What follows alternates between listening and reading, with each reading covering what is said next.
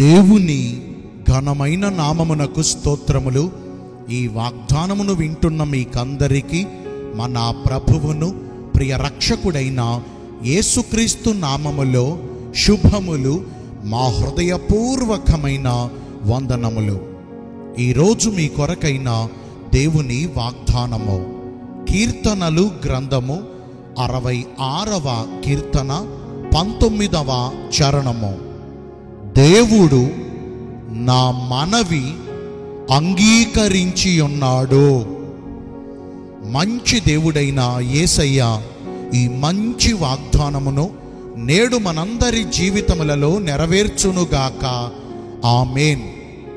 ఈ వాగ్దానాన్ని మనము పరిశీలిస్తే మన దేవుడు మన ప్రార్థనలన్నిటినీ ఆలకించువాడు.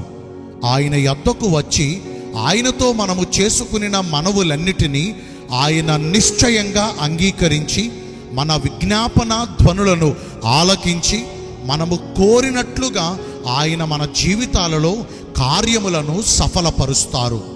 ఆయన ఎదుట మనము చేసిన ప్రార్థనలను ఆయన ఎన్నడూనూ త్రోసివేయరు. మన యొద్ద నుండి ఆయన కృపను తొలగించరు. మన ప్రార్థనలను ఆయన ఎన్నడూనూ నిర్లక్ష్యపరిచే దేవుడు కాదు. మరి ఈరోజు వాగ్దానం వింటున్న ప్రియ దైవ జనాంగమా, ఇశ్రాయేలు యొక్క పరిశుద్ధ దేవుడైన యెహోవా నిశ్చయంగా మనందరి పక్షమునందుండి మనము ప్రార్థిస్తున్న మన ప్రార్థన విజ్ఞాపన మనవులన్నిటినీ ఆయన ఆలకించి అంగీకరించి మనము కోరినట్లుగా ఆయన మనకు జవాబును దయచేయాలంటే మనము ఎలాగున ప్రార్థించాలి? మొదటిగా, ప్రార్థించే మనలో పరిశుద్ధత లేకపోతే ఆయన మన ప్రార్థనలను ఆలకించరండి.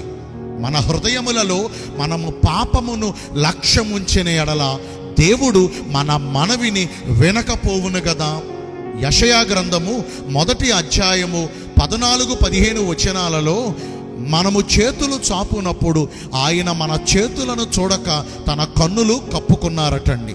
మనము బహుగా ప్రార్థన చేసినను ఆయన మన ప్రార్థనను వినకుండా తన చెవులను మూసుకున్నారటండి. ఎందుకంటారా?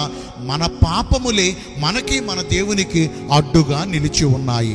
మరి ఈ రోజు నుంచి అయినా క్రీస్తేసు ప్రభువు వారు మన కొరకు చిందించిన ఆయన అమూల్యమైన రక్తము చేత మన పాప దోష అతిక్రమ క్రియలను విడిపించబడిన వారమై, శుద్ధి చేయబడిన వారమై, అట్టి శుద్ధ హృదయముతో మనము ప్రార్థన చేస్తే నిశ్చయంగా మన దేవుడు మన ప్రార్థనను అంగీకరిస్తారు. ఇక రెండవదిగా, ఇప్పుడైనను ఉపవాసముండి కన్నీరు విడుచుచు దుఃఖించుచు మనఃపూర్వకముగా తిరిగి ఆయన యొద్దకు రావాలి. ఒకవేళ గతించిన కాలములో ఆయనకు దూరం అయిపోయి భక్తి క్రియలను చేయలేక ప్రార్థనా జీవితములో వెనకబడిపోయామేమో. అందుకని అంటాడు ఇప్పుడైనా అని. అంటే ఎంతకాలము ఎలాగూ మనము భక్తిని చేయలేకపోయాం, ఎంతకాలము ఎలాగూ దేవునిని ప్రార్థనల ద్వారా అడగలేకపోయాం. కనీసం ఇప్పటి నుంచైనా, ఈ వాగ్దానమును విన్న మరుక్షణము నుంచైనా మనము ఆయన ఎదుట మోకాళ్ళు ఊనుచు కన్నీరు విడుచుచు దుఃఖించుచు ఉపవాసముండి ఆయనతో ప్రార్థన చేయగా అట్టి ప్రార్థనలను ఆయన నిశ్చయంగా అంగీకరిస్తారు. మన పరిశుద్ధ గ్రంథములో భక్తురాలైన హన్న తనకు పిల్లలు లేకపోవుట అనే లోటును బట్టి కన్నీరు విడుచుచు బహు దుఃఖాక్రాంతురాలై బహుగా ఏడ్చుచు ఉపవాసముండి షిలోహులో ఉన్న దేవుని సన్నిధికి వచ్చి ఆమె ప్రార్థనలు చేయగా దేవుడు ఆమె ప్రార్థనను అంగీకరించి ఆమె కోరినట్లుగా ఆమెకు సమూయేలును బహుమానముగా ఇచ్చి, ఒక్క సమూయేలుతో మాత్రమే ఆపు చేయలేదు కానీ ఇంకా మరి 5 సంతానమును దేవుడు ఆమెకు అధికముగా దయచేశారు.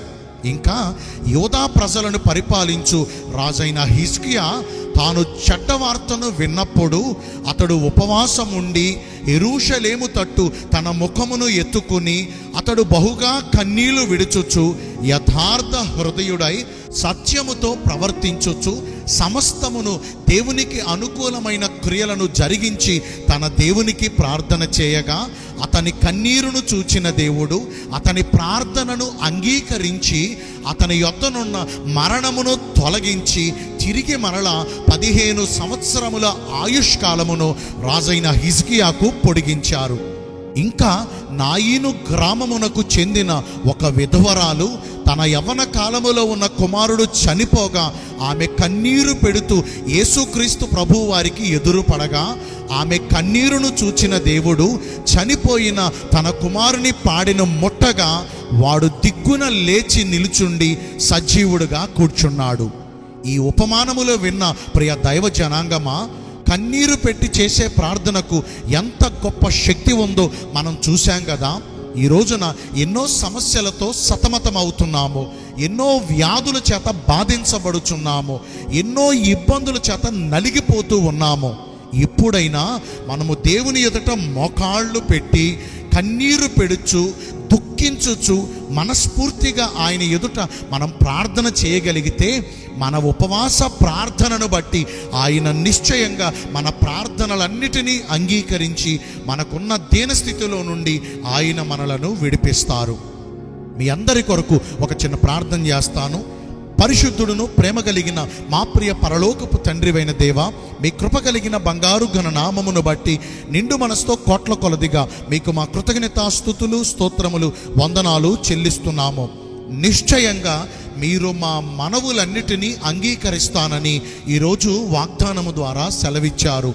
మీ వాక్యానుసారంగా ప్రవర్తించి ఈ వాగ్దాన ఫలమును పొందుకునే కృపను నేడు మాకందరికీ దయచేయండి. ఈ రోజున అందరైతే పుట్టిన రోజులను, వివాహ దినములను, ఇతరమైన శుభకార్యములను జరిగించుకుంటున్నారో వారందరికీ మెండైన దీవెనలు కుమ్మరించమని, మీ రాకడ కొరకు మమ్మను సిద్ధపరచమని యేసుక్రీస్తు ప్రశస్త నామమున ప్రార్థించి వేడుకొనుచున్నాము మా ప్రియ పరలోకపు తండ్రి. ఆమేన్. May God bless you all. Thank you.